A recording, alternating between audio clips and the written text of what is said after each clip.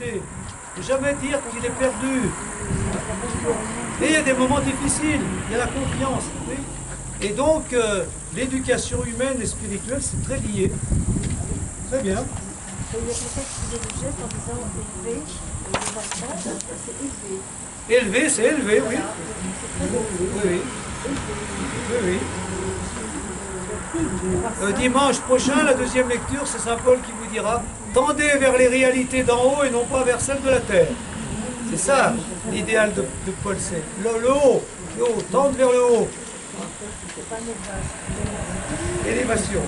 Le cœur de l'œuvre, la vie intérieure et la gloire de Dieu. C'est ce que je vous ai dit tout à l'heure, mais là il le cite et ça va vous inspirer quelque chose, j'espère pour vous. Quand le surnaturel devient chose toute naturelle, vous avez alors la vraie vie intérieure. Car d'où vient que beaucoup d'œuvres fort bien organisées produisent peu de résultats. C'est l'essentiel de l'organisme qui manque. Il y a des mains, des pieds, une tête, plusieurs langues et point de cœur. Le cœur d'une œuvre, c'est la vie intérieure. Quand il n'y a pas cette vie intérieure, l'œuvre décline. C'est net, hein? Toujours se ressourcer, même nous, dans nos engagements. Est-ce qu'il y a encore une âme? Est-ce qu'on fait les choses pour les faire? L'âme, c'est redonner du sens. Pourquoi je fais ça? Même pourquoi j'anime une messe? C'est parce que je crois au Christ qui est là, hein? Pas simplement pour créer une ambiance, oui. Je ne cherche que la gloire de Dieu, pourvu que Dieu soit content et les âmes sauvées. Ce n'est pas pour moi que je travaille.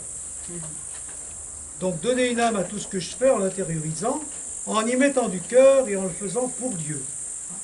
J'intériorise ce que je fais, j'y mets du cœur, j'essaie d'aimer ce que je fais et je l'offre à Dieu, je le fais pour Dieu.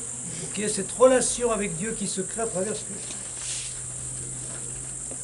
Vous l'aurez compris déjà, mais c'est bon de le redire sous une autre forme. Une de ces devises, évidemment, c'est « Aide-toi et le ciel t'aidera ». Ils sont amusants, tous ces braves gens qui viennent s'informer de mon secret. Alors que ça marche, c'est du monde, pour du bon travail. Et me dire que je n'ai qu'à demander pour obtenir de Sainte Thérèse tout ce que je veux. Hein? Oui, bien sûr, il y a Sainte Thérèse, il y a Dieu qui est avec toi. Mon secret, c'est celui-ci, aide-toi et le ciel t'aidera. Mon secret, vous en êtes le témoin, ce furent 12 années de travail quotidien de jour et de nuit, de travail acharné et persévérant. Vous l'avez compris, hein, partout. Et aussi 12 années de prière acharnée et persévérante de tout ce qu'Auteuil compte de prêtres, de sœurs, d'orphelins. Je ne connais pas d'autres secrets. Le travail et la prière, ça va ensemble. Et toi, le ciel t'aidera. Alors, je vous propose une petite pause. Réaction, non? Non, c'est bon, hein, c'est clair. Hein, c'est pas Dieu fera tout, c'est pas moi je fais tout. Voilà. Mais il faut se donner de la peine, mais en même temps, ça ne suffit pas.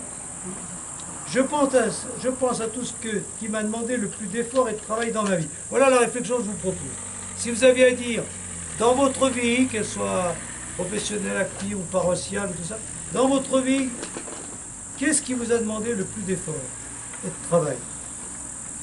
Et est-ce que, au cœur de ces efforts et de ce travail acharné, parfois décourageant peut-être, parfois réjouissant, est-ce que vous avez touché du doigt la grâce de Dieu? Ah là là, oui, j'ai peiné, mais Dieu était avec moi et on est arrivé à quelque chose.